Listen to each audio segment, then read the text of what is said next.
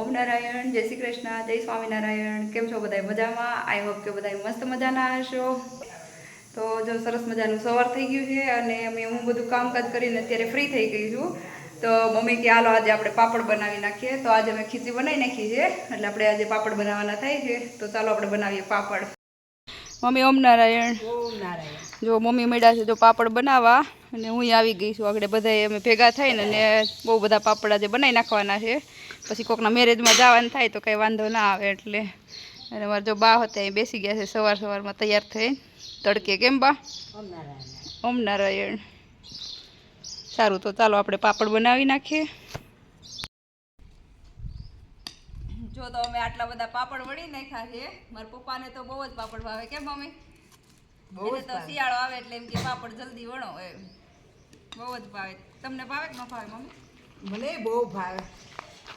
શિયાળાના પાપડ ને મેથીવાળા મરચાં ખાવાની મજા પડે. કોઠીમડા કાસરી ખાવાની કેટલી મજા આવે. ભલે જાડા થઈ જાય કે અડદિયા બહુ ભાવે એનાથી જાડા અડદિયા તો કાટલું બહુ ભાવે. આપણે મગજ કાગળ કેવું બનાવી દે. કાટલું બહુ ભાવે. કાટલું ખવાય. વજન વધી જાય એનું શું કરું? ખાવું તો બહુ હોય. કઈ નહીં, આપણે બગન દાદાને કેવું બનાવી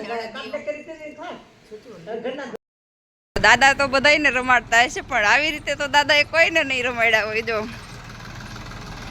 એને બાકી છોકરા ગમે એ કહીને તો દાદા જો એની વિશ પૂરી જ કરે. જો ચકડોળમાં બેઠા હોય એવું લાગે છે.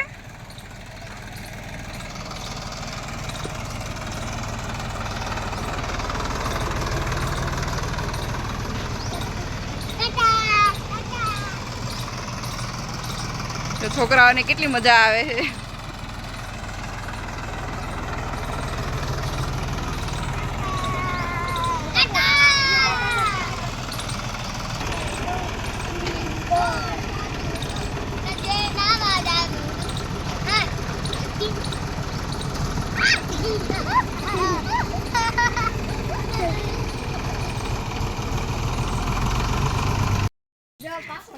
યસ, મજા આવે છે. બેહી જા. બેહવા દે તો રીવાને ને.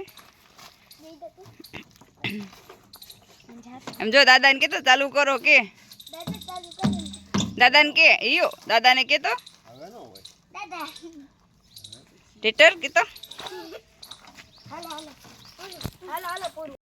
તો અત્યારે હવે સાંજનો ટાઈમ થઈ ગયો છે અને અમે જઈએ છીએ વોકિંગમાં. એટલે જ્યાં અમે વોકિંગમાં જઈએ છીએ જગ્યા બહુ મસ્ત છે. હું તમને બતાવીશ. એ પહેલાંના વિડીયોમાં મેં બતાવ્યું હતું પણ ત્યારે મેં ખાલી અલગ જ બતાવ્યું હતું. અત્યારે વોકિંગ હું કઈ જગ્યાએ જાઉં છું એ તમને બતાવીશ. અત્યારે હું અને મારા જેઠાણી જો જ્યોતિબેન અમે બંને વોકિંગમાં જઈએ છીએ. તો ચાલો.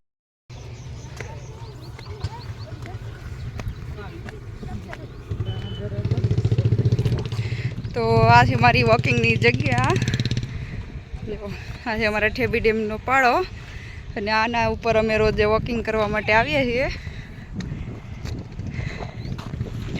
અત્યારે ચોમાસું ગયું છે એટલે પાણી ફૂલ ભરેલું છે નદીમાં.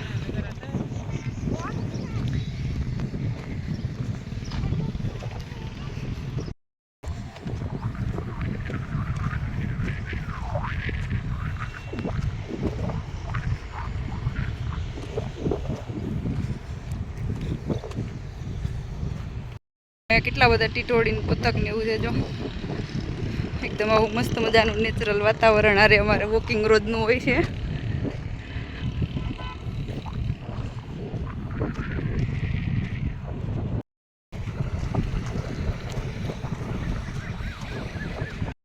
તો આ છે અમારા અમરેલીનો ઠેબી ડેમ. જો અત્યારે ફૂલ ભરેલો જ છે પાણીનો. નારાયણી જો ઘરે જવાની તૈયારીમાં છે. અહીંયા તો વોકિંગ કરવાની બહુ જ મજા આવે. ખબર નહીં ત્યાં ક્યાં ટાઈમ હોયો જાય. પણ આરામ ફરમાવે છે. જોતા રહે એકદમ મસ્ત ઠંડો ઠંડો પવન આવે છે. એ બધા અહીંયા વોકિંગ માટે આવે. જો આ બાળકોએ જો વોકિંગમાં આવ્યા છે એનું નાનું નાનું પપ્પી છે એને લઈને આવ્યા સારે. જો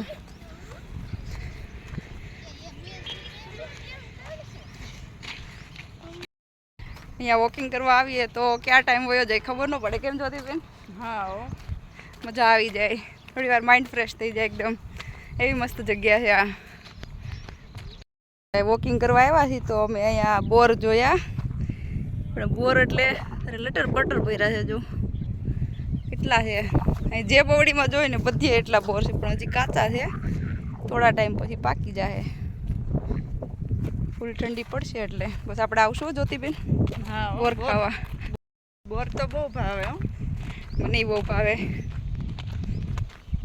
જ્યાં અહીંયા સુંદર મજાની વાડીઓ પણ છે ને આ બાજુમાં દેખાય નાની એવી નેર છે, જે પાણી આ ડેમનો નિતાર જે થતો હોય એનું પાણી જતું હોય એ છે.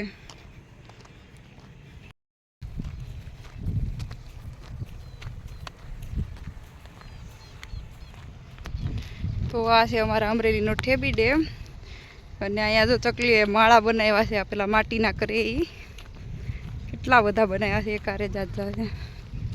ને ચકલી બહુ બધી છે એકારે. જો અહીંયા છે શીતળા માતાનું મંદિર.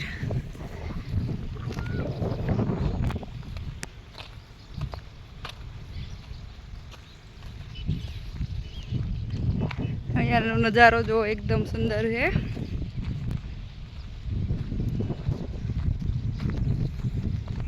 અત્યારે ત્યાં પાણી છોડેલું નથી, એમ જ તે થોડું હશે, બાકી ચોમાસામાં અહીં પાણી છોડ્યું હોય ત્યારે એકદમ મસ્ત દેખાય.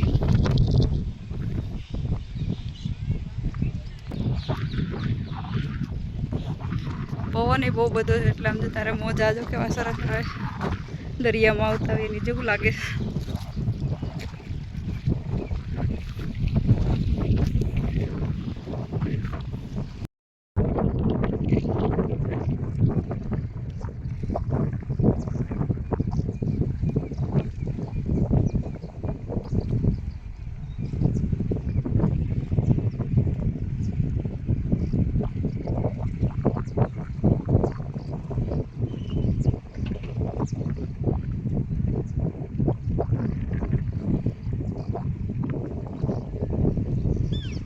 તો હું પહોંચી ગઈ છું મારા ઘરે. જો તમને મારો વિડીયો ગમ્યો હોય તો લાઈક, શેર એન્ડ સબસ્ક્રાઈબ કરજો. આવજો.